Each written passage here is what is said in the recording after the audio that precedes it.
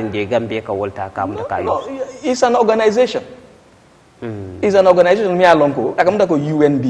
Ni UN ko lafta fi minkel la Gambia. Ay ba kelen. Dike manke bank ding.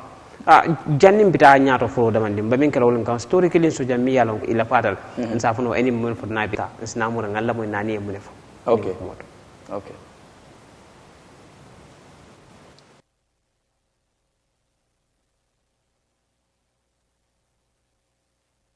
Okay, I think maintenance do manen do lo commence no de sun karo kasi. Jikita non ko abere pare non completely the issue of laje. But currently maintenance in final almost abere pare kala. Maybe hopefully last gentleman in kanat into operation by next week of be available lale. So ni aji sun karo ko jama demanding ka high back. So in demand high tanya do madron aka challenge demand in no because we might not be able to meet the demand. But we are working very hard. Kaje ko wajari tikilu membe koma men yalla ajanta ka kafuna operation ko nga commission as soon as possible.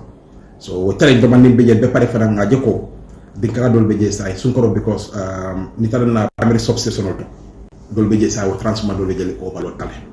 That's the hard fact. Bigilo Wellingara Medina mile 5 in power transformation men bebe or substation to right now demand increases so much that transformer in be overload tale so nyaaje be wato dol especially ni sun karoko nka lost in demand because ni moke aka total blackout la cost bar nga ferol mel landi wala ko transformer fanan be replace la already ko ni sokala and nga order kele already it's very expensive because another two projects solo ba from fonka but mbe wol be la capacity ni double kan bi gilota mbala capacity ni double lale mile 5 mba double lale Banjul fana mba double lale Wellingara mba double lale and then from Britain fana mba double lale because munekata sa ngaje ko demand ka increase nyamena o transformer ni imano ko tak so from nasa bo mara e kaf melan ko be 10 mega e 10 MVA mbol increase to 20 MVA menu be 5 MVA be increase to 10 MVA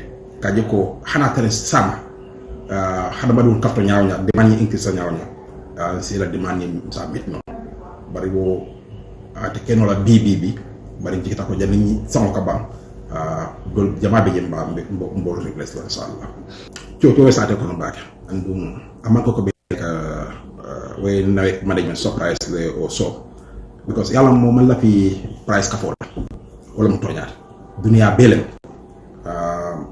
ndol be man la fi price le increase even though ndol nawet management director ti amanko ko mu like ke price of kaf ni dia ko le amandiante amandia puray amandia Gambia government ba même toñate fombe yalon ko nawe afana aka fon le sambol bloko ando no fon la price of kafta and nawe continue ta ka tarifo charge me yalon ko o tarifo mala kosni cover no mene la bana wala ko nawe abe boy la ni sa jiflo men betamita nawe pe lo system malaka tarifo nyanta kafla no kabrin sa jifla ko bar nga mira ko ba mane no la nga ferol landle bar ko ka pa fo aka kafle because ni ajibe kabrin covid na amanke security hani nga domestic needs manol ko abe dala kafta andu nawet fana nga bagasol men use abe ka bana bantala na spare parts nga fuel men use ke generator tamandi nga tulo men use ke generator fana borandi nga boro men sang pour ka jio ni trick for our water supply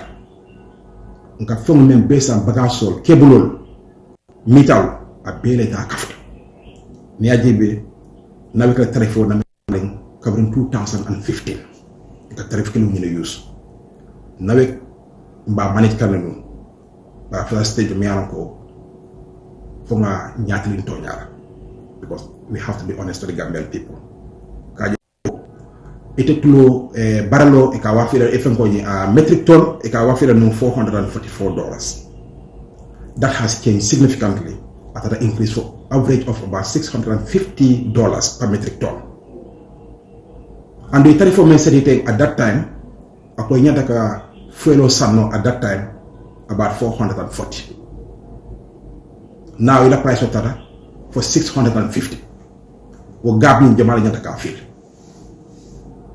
akam dula ko ni ita business manoti e kada sukuro ni mano sang ila supplier ya nati le bitiko ite ka le supplier 1500 e kana ka waf mo le 1200 neno business o manyata soto atemela so problem ni na weke o problem si fala fes jam fuel price on be alon hanina pump prices ni tada petrol station on nka fuel san no menna 2020 nka san menna 2021 ani nka san menna 2022 e man clear price jam tale dol kabri kan tale for set ndole o time non ka diesel san non between $40 et $40 per liter, $42 per liter. But near GB side from 2021, 2022, let's say 2022 in particular, after the Ukrainian war, nka fuel sanyadile per liter $78. And the price of maintenance alone prove can operational maintenance where all mniko agenda ka fuel san that time price of badila la aintal mako la price of fuel san $40. But we're not a jump to $38. No, $78. Yalong neno amam possible pour nga operation ni nga sustain. Ni ajure fa 2015 kabri nga tarif ni increase in 2015. Nawe ka dollar sa no marso kon at $47, $48. Every dollar kasa wala dalaso. B ndoro ka dalaso sang $63. For every dollar. Mini average about 62.8, 62.9. Foreign exchange losses dama. Me I calculate for us in NAWEC per month is more than $2 million. That's over $100 million. Kawokan, nka mention losses pour ka foreign exchange dama nyine marso kono pour que na bagaso sam outside. Nene o business so atetano la mbetonya fala ñowene. Price increase man amandi amoya akombe tonya la fula nyoy nin ko kabita wo nyama business o sita wala ka tonya fo ne wala foreign currency kamim falim boy dal bijele mi anko $2 million mi yalan ko $100 million is Gambian currency woka ke boyoti when it comes to nawe ila tani na pour ka felo because felo san dollars ko ka sanning ani spare part tulol ni heavy duty oil ani heavy fuel li ke be san min na ke san dollar so ako ni dal ko di falen lato first ka mi jolon ko dollar rate ni biketel febo so at least bari they have no choice they need to for purchasing ke o boren ko la will overload tale so for wol muta wol falling they were doing some preparations but at still now ibakan ne ala foroto so iba jalo ko iko bilo la fata bari ako bil la fani amanke isawoti bari kuta tumola ngame wolo wote kuta tumola ni mata tumola akana wato mina kata pegete fe wolo ni ko ni man tonya fo nyo sai den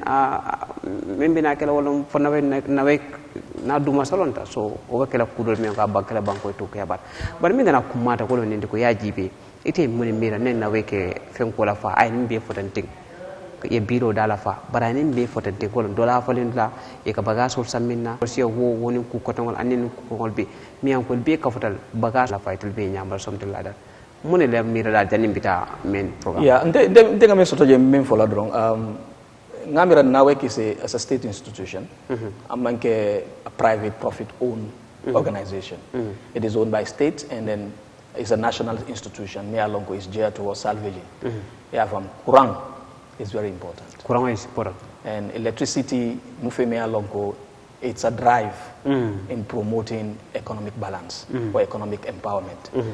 So, but I just want to shift the role of responsibility to government. To get their revenues, or government have a subvention pattern, Mea Longo at least to be subvented to NAWEC, cash pool mensang the little we can give in it will fana little fananta nga kafunyoma nga bagasol sang na wek operations so itenteng secondly ni nada come inflation sa kameng come dollar rate and stuff like that what is the responsibility of the central bank because ngale ko central bank it is the Federal Reserve or let's say is the unitary reserve, because we are not using federal state of government, we are using a unitary system of government. In that unitary system of government, what is the responsibility of central bank? I think there should be cohesiveness. Between institutions, government in London, they have to ensure the salvage socio-economic development. What is the partnership between NAWEC and central bank? They don't have to go to the black market. Because dollar falling, they don't need to go to the banks. Central bank can pioneer that it's not a dollar sold now. They can even get it from foreign exchange in a very cheaper manner or in a very cheaper rate. So that it will funnel the locals Sonia. Instead, I can come in for 62.9. Let's say 63, let's say just say 63 per dollar. It's at the high price because that's the black market price. I call it for it. But if you go to the banks, it's even less than that. So what is the role of government? Because I tell a submission soul, it only talks of the difficulties they are facing, the constraints they are facing. But the problem is, what is the partnership you mean build as institutions and other institutions? Yeah, I do for now for me, Uncle just article no. Maybe we'll bring that part also. Katandiko, Wofana is part 2. Katandiko, when it comes to the phone, a phone means the whole of UNDP, Kata World Bank, and in Black Cotton, will be phone kang. Wala sabayo solar project okay Jambur aning ibedo fana bilkang miyalonko around Jara Soma and then Basi miyalonko iba bilkan. Ako tumando ni wol tata foy irregulator ibajal ko den kurang daba jidal. But bagaso ka selele mbagko kang we don't know whether wala na kuno ngabuwa nyene kajang katandal ko fenko da kala fani banko kanne bari ne maje bagaso da kaji always kaji la kala para bari mune be nawek ba mune kela no me for is very important.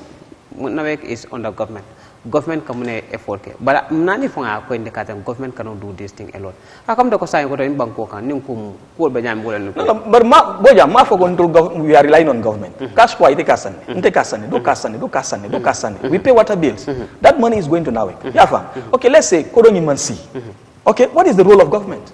Ito fanyanta bo fembon la yala kan ko e sonia basani government fanke balu mo lelo. That is the reason call for political parties. They are instituted not merely to compete for political power. One day. But no more level nyasi falling. Ila kuke nyasi falling. That is why political parties are set up. Say not all political parties we are set up in that manner. What is our role and responsibility in society? NPP is leading the state of affairs. We have to say it. We have to come and talk about these issues because these are burning issues. Until Sinola, we are looking at the state of affairs. The governance architecture is dilapidating. We have to come and take government to account. Gambians should live in a more dignified life. Okay, but in 2016, from 2016 to 2021, Nina da Mareka GAP is not part of it. GAP part of the coalition in 2016. 2016 GAP form. Okay, GAP form. But so say moli ajale ko iko maybe government membeti wom government mi yalon ko itelmang silaje silo mi anko asa wala no. But jama bala nyinin karom min ka wolen 2021.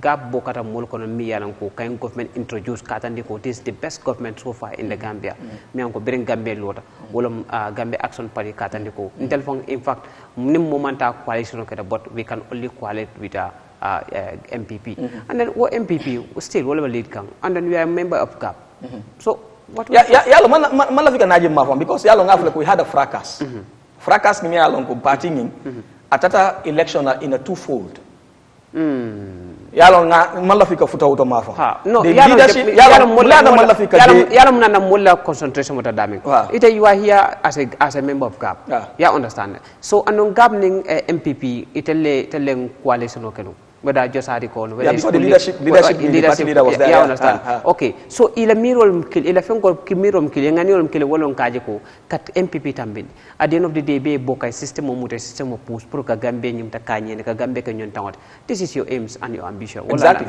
okay so but say na mutata keta a farasta sila fara do taten what went wrong that's why I'm asking saying yalo nyum fe me alongo in the beginning everything was okay according to the way things were structured. But like another co in adunta le for tema enajo ko jamfa sotota, some of them withdraw because it not in something. Although yes, you give your weight to the president to win. You are part of that decision. But again, we not for I feel main for like things that you believe in some of those policies you have, it's part of the political process. And you don't tell for them those instruments are not being implemented at the aim for so it means you have to withdraw. So I don't need withdraw that you take your seat as an opposition party and then take a role of criticizing the government constructively. If I no keta, there will be checks and balances. Dolko gap disappointed. Well, that's an opinion. Most are from gap disappointed, but the reason why gap pulled out was because itoleme miracle bijela mantaraje. Jiko membi nuja biko imana mafano. Jiko siatale. Yes. Jikol siatale. Yes. It's dolbe jikirin katandi ko maybe ibetaraje just because of money. Because dolfan kafal ko ni kapit cross title MPP envelope ko kema. Moto le kema. All those are kumol million ko nte nena maje, but I want to be sure. Dolko niaje kapit cross ta kodo long wala moto wala position lo. But iko jikole bije mi ango jikol mam. Jike jumala bi. Jikolo mun Gambian code. Because the reason is, I don't want to repeat myself. Political parties man longing banko kampuri famola. Gambian call, the electorate of this country, they have to live in a more dignified life. Nini mo kafuta. Ayaje ko bankola interest, wala na kafuta. Altata fo tema, bankola interest man na mafano. Ibo maribulal. Bako interest of it CJ, jiko menete CJ, o jiko killing, wala mo Gambian call. Ni te man Gambian ko la interest o jubeno e me banko la interest o jubeno ama jari de nga tente ama jari wala because akamuda ko nene dron to get me in to support you. But a full political party was an nene no.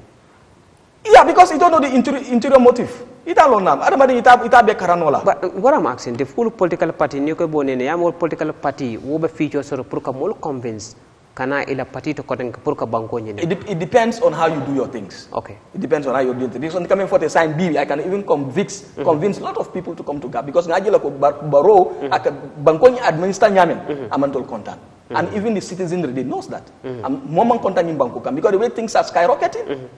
This is absurd. Mota accept no. So political parties they are not aligned with those principles.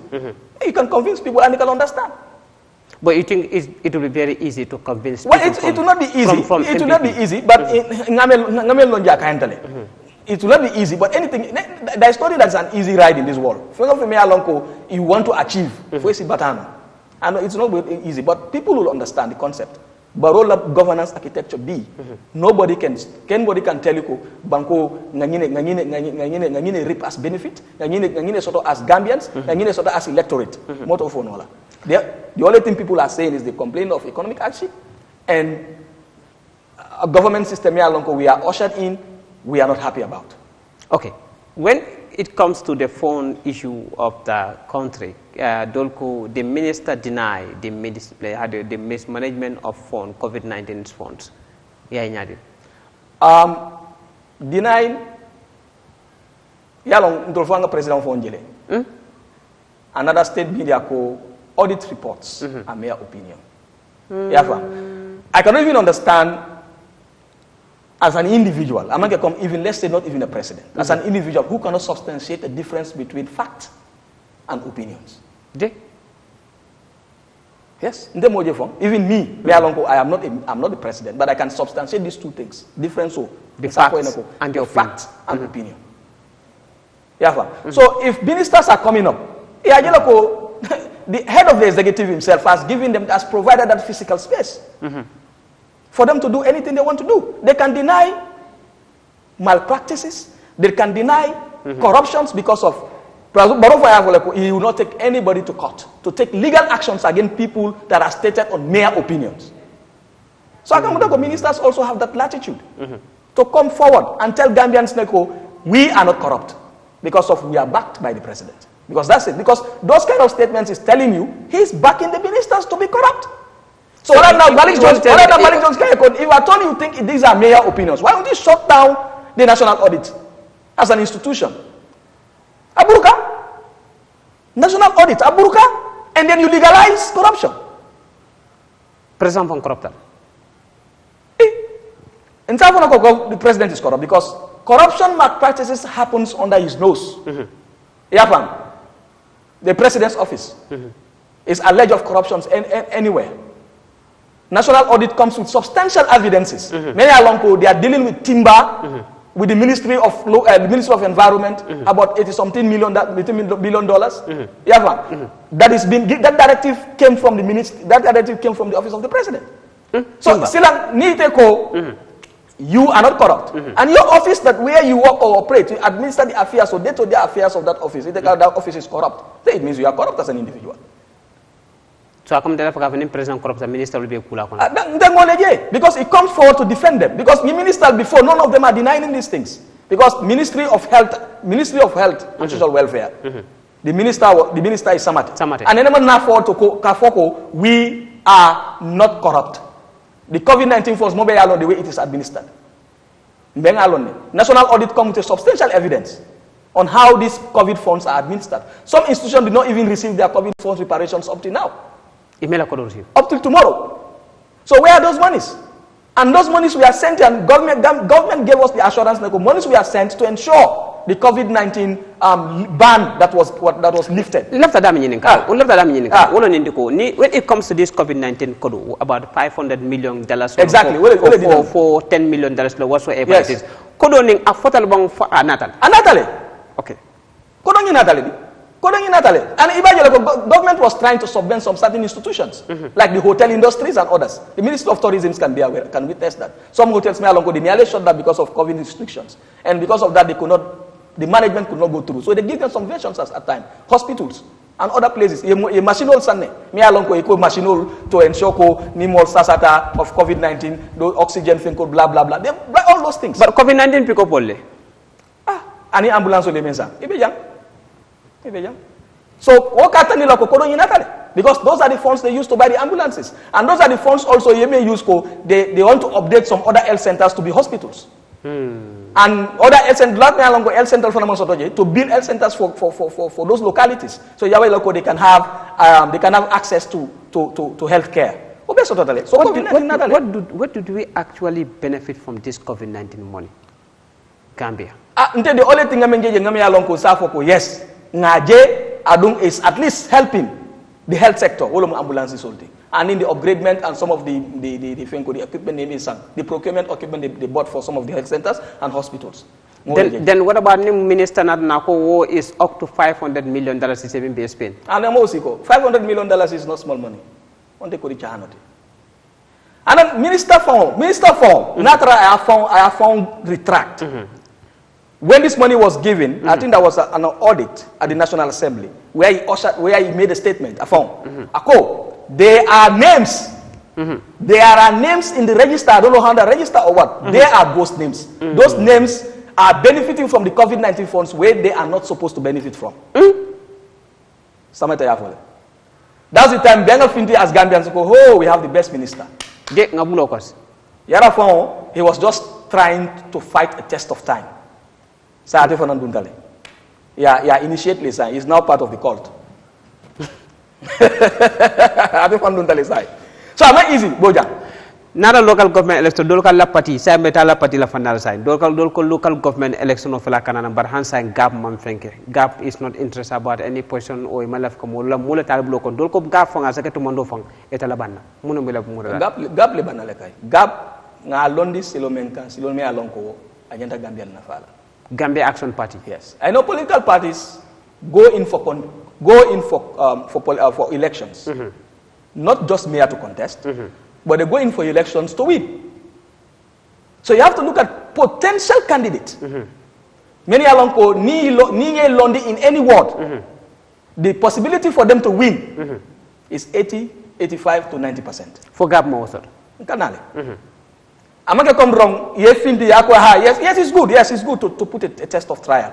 It's yes, let's just randomly choose people to represent us. At least need them, but at least we've tried. Yes, that's good. That's good. But until we have a philosophy there, we will not put up candidates in an area where they cannot win elections.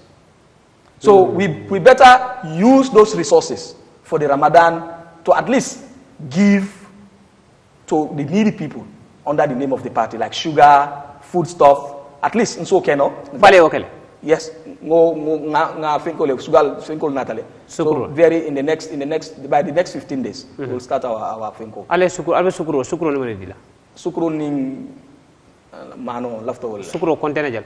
And it's just a small capacity. But a full political party, me yalonko anyanda ka kuma sign grassroots pro kaje ko ka councilor soto maybe next election I deputy soto the following election I then I 45 president but so sign not ko min local government election mianko I think this is the first time all local government election pro participate then nalman participate sign mol ba jigla telal no dol fanko jigla tetal mi yalan ko katande ko Gambia Action Party wala kafolo mi an ko danko don kafolo barama ke political but ne figure is also jail from the IEC Independent Electoral Commission. It's not only Gambia Action Party won't put up candidates, many are there they don't put up candidates. But it will be sirin janda wala be I'm just giving a general perspective. I'm just giving a general perspective. I'm not come if you don't yalam ka foele I'm saying this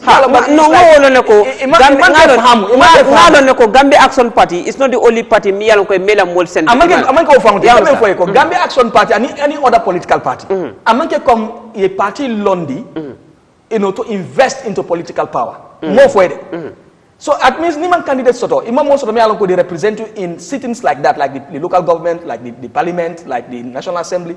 Amanke ko you are redundant. But it based on we are also doing a contribution towards helping Gambians to live a more dignified life. Among come being a candidate also to come to go party in Fata. No. But it is not for us to contest only. But Gapi Mamo Minkajang in 2021. Yes. Mi Yalanko Katandiko political party Jama Bajikita Gapla. Yes. Mi Yalanko Mamo Minki Anie Tarambulo Mimbeta Man. Hadi. Gab Manyanaka candidate fintin the Mi Yalanko Jang Ibare Wala Multa Follow Cartefali. You people should also try a chance to a candidate fintin. Based on the competence. Well, maybe that's your own opinion. But until me sit as executive members, until I'm in Kambenta, we don't want to participate in the elections. We will not eventually become winners because we would want to invest resources into people. No, more me so that they are represented in those regions. Some of them even have conflict of interest. Come, besides, Ite Kotoma is standing for NPP, and in that family, maybe you are the next person who is appealing, who is having that following. Ite, you want to contest for GAP, and is halfway Koha. We have that series of like Lower Fulani West and other places. We cannot stand because and now a lot of family we have that challenge as well. Wow. And those are people me along Jikita will that. But because of some of those reasons, now there's no need. But Mr. Bayo, party jata mo from a bella. Ding katra party to fight a party. Well, that culture is still in Gambia. Ding katra party to fight a party to. But when it comes to the reality, one party momo kelas momo kafele boretim. Ika minke wala nindiko itala party ika stand la party. Do or die ika stand la party. If afana kalwala party la. Baroning dawo benung disem party le bar UDP biring atara fa fenkata baro ya jere ko dais no wente bo fintla lam pour ngam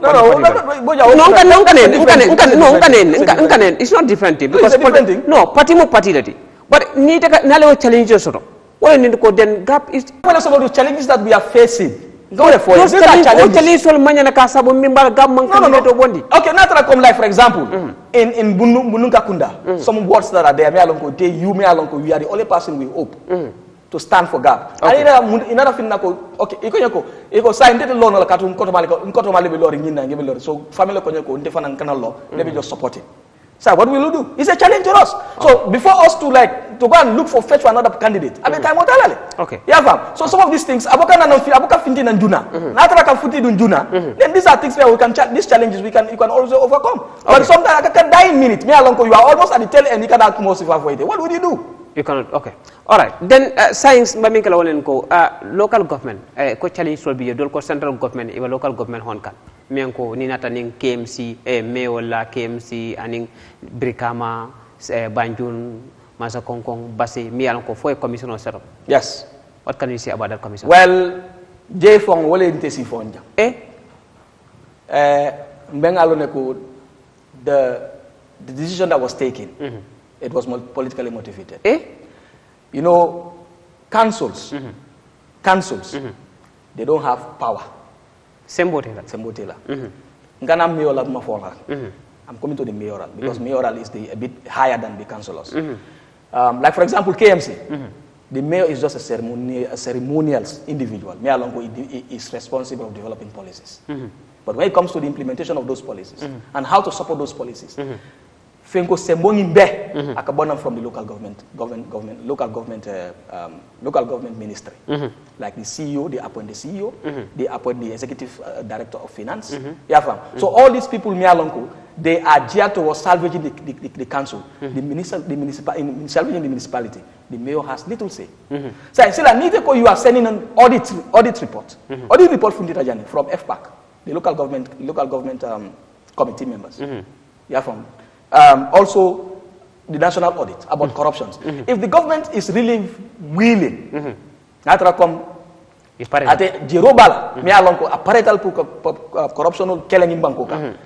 the National Assembly has the power for the bill to pass. The bill is lying down in the National Assembly and the bill is gathering dust. Having commissions, among a problem today. But what is wrong with setting up an anti-corruption commission? It covers everything. And apart from that, if you see corruption malpractices in councils, who are pioneering it? It is not the mayor. The setup of the commission is just to create a soap opera, an audience to distract the political agenda and campaign strategies of the mayor. Because you will be sitting in a commission, people will be looking, they will have soap. They will have some kind of commission. You are there to ensure you substantiate misinformations.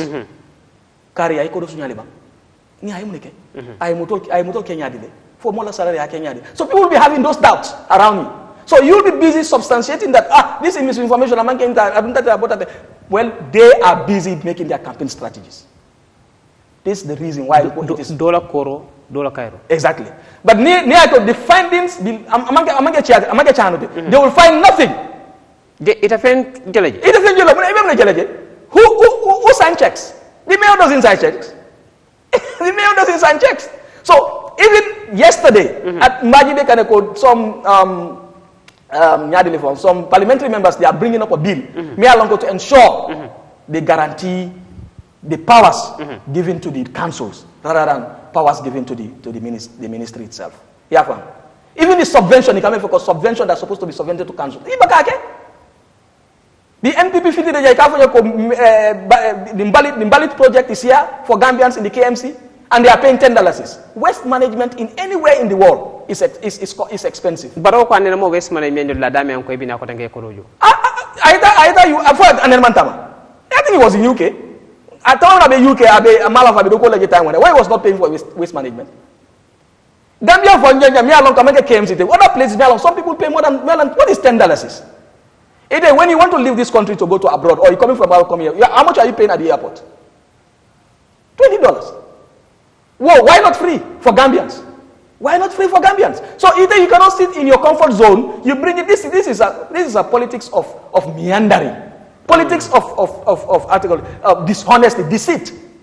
Gambian soul science and told to see all that people deceive us. We've seen the transformation in KMC. KMC for that. I witnessed it. Mbalito form. Eka dulale sing. Eka banto kije. Ya sari. Sometimes ya jani. Eka dulale sing. Eka dulale sing. Yambalito kije. Kije. Ya jani. Wale ya jani. Oni lafta ya jani je. Oni lafta ya buru. Basa info bega. So you sit in your home, motor kana itambi, you pay $10, they take your fenko. Ni saretol benka mbalitol collect before the inception of the Mbalit project. How much were they paying? And in Tolo I used to pay like $100, $2 or $3. You can charge $25 or sometimes $30. So ni motor na reka jelejo. $10 draw. I don't have to phone call that because they are living a latrikunda German by the mocks. So these are things Gambians will not accept it. KM residents, I am pleading on you. What is $10? So it's just a mere audience they are creating. And imagine those that are appointed in that commission, they are all having proximity to President Barrow. There is a closeness and nearness. There is complicitness. So those people, when they will find nothing because the CEO himself, he is the chair of the procurement board. Anything that surpasses $500,000, because that's the law. Anything that surpasses $500,000 is above. If you want to procure it in the municipality, the mayor doesn't have a say in it. There's a committee, they call procurement committee. At that procurement committee, you have 2 councillors. The mayor is not even part of it. 2 councillors, and the chairman, that's the CEO, is the chairman of that committee. And then GPPP, the procurement institution that's responsible, they will go, they scrutinize the budget. They scrutinize the budget, and they have a say from the council itself and that committee before ever they can procure those materials. Even the ballot project goes through that sector. So how can you say the mayor quota from that ballot project? It's not possible. Nimbaroko, he want to fight corruption. Me yalanko corruption over council. Abola fight can the national abang santola. What are you going to say? Because corruption will be a there is a saying that says charity begins at home. Charity begins at home. If the president wants to fight corruption, if it's really serious, come to sobeata, corruption, let him start with the office of the president. But Yamira, are you seeing that kind of face on Barrow Katandiko? He will really fight for corruption? No, I'm not giving me along. Gambians are having doubt anymore. Alangel Matale, this is something me along. A president come in facing Gambians in the national television, Akafomoleko, audits, reports, and mere opinion. What do you take of that? That's not you are up. We need politicians that are serious. Politicians that are mentally circumcised, that they have not only changed the system, but they have moved into the same colonial chair. And now they are responsible of giving directives. Wrong directives. That deliberately exclude us from the mainstream economy. You call that motivation? This is not motivation time, Mr. MS Boja. This is time for us to revolt. Ako doko ne mana so ne abulo kono councilor ke MPP mayor ke MPP député ke MPP minister be ke MP ani ibaye doko ni nana ta doni barotema den ibaye ko den development second rapidement. Okay, so what is the essence? If you look at the constitution form, if you look at the constitution, what is the essence of separation of powers? There is only for us to have a judicial system. There is only for us to have a legislative system. There is not for us to have the executive. I can walk into the drum and take the powers off. There is no political balance. But we will not move. Our institutions will be dilapidated. Because you cannot have one political party dominating. This is the issue we have when Jammeh was here. Ikafoko is dictatorial. Because everything was APRC. At the time, political parties, they have little liberty to even express their will. They have little liberty. Everything has been dominated by one party. There's what instead of multi-party system, which are the basic principles of democracy or a democratic government, and we are not here. We saw what we call a one-party state. Election comes, APRC will win. Political parties at the time, they just contest because they want to contest. But they will never win elections at the time. So we call it a dictatorial regime, a leadership of despotic leadership. So if we are saying we are serious, we are ushering a democratic system of government. And you say you still want to stand on top of matters. Your party has to dominate all institutions in terms of representation. How do you call that? Akala party ba do ko wala sabo is open. Party ba do ko la ñaari fan la jama. Na kontibo.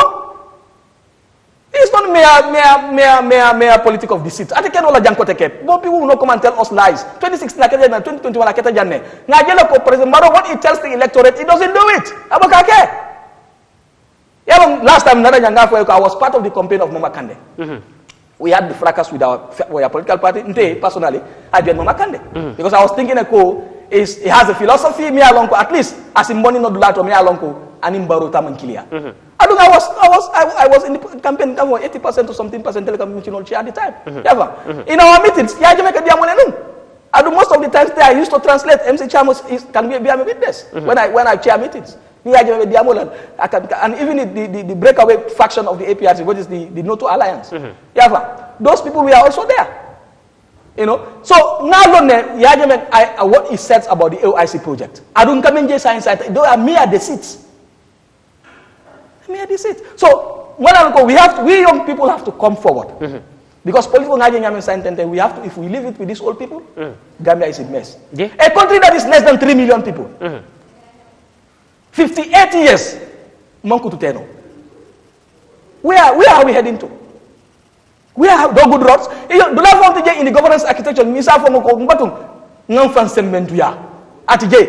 area called Nindula. Which area for you? You are a Gambian. Which area that is better? In the governance architecture, this area is doing well. Ale? No good roads, no good health system, health care, no good educational policies. Baroko classroom will mean low, and education system I mean beam diary well it ko no education system. Eko sila kendo matter. Ako base silo la mil be doku. Wonin ko tanka bota silo min fana elekan science and tenteng mi yalan kam less than 2-3 weeks. I bota silo elekan. The borough of roads. The lamen koto pasa masul. The borough of roads and bridges. Borough of roads and bridges. The borough of roads and bridges. Abay control manasi Gambia jana pur kabalu road. Those roads for most of them are coming for 8 Those roads we are not initiated by him. The lamen I'm from Pasamas. You are from Pasamas? I'm from Pasamas. Wuli Pasamas. I'm from there. Bayakunda. We are the alkali. That project, that project was initiated by President Jammeh. Natural President Jammeh won the elections 2016. Silong the Senegambia bridge, the same thing. Yafa, this Sukuta Jaban Silo, the same thing. Baroko Atel will be, think. But Tamane Barrow was not the president. The project was signed. Lamin Kote Pasmas Highway was signed. So maybe Aketa Problem when he lost the election, so the next president that coming in, as he but it doesn't mean Neko Atele Africa because when somebody secure a project, it's supposed to be under his name. But it's fine, no problem. Even the OIC summit, the OIC building, International Conference Center. Even in the National Assembly, Tombojata said it when we are talking about when we are ushering the constitution at the time, the failed constitution at the time. Eko wato bantale saimba menekela mune mila final kumoti.